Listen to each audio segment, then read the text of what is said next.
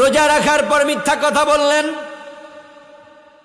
যারা সিনেমার নায়ক আছে, সিনেমার নায়িকা আছে, রোজা উপলক্ষে তাদের সিনেমার অবমুক্তি হবে। যারা নাটকের মাঝে নাটকে অভিনয় করে, রোজা উপলক্ষে, ঈদ উপলক্ষে তাদের নতুন নতুন নাটক বের হবে, তাই তারাও নাটক অভিনয় করছে।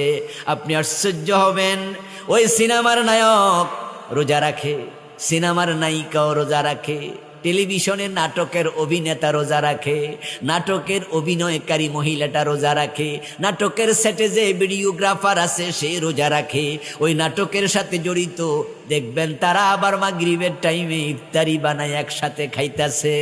এখন তুমি নাটকে অভিনয় করো, তুমি সিনেমা অভিনয় করো, তুমি সিনেমার প্রডিউসার, তুমি নাটকের ডিরেক্টর, তুমি নাটকের টেলিগ্রাফি, তোমার ফটোগ্রাফার, প্রত্যেকটা কাজ হারাম।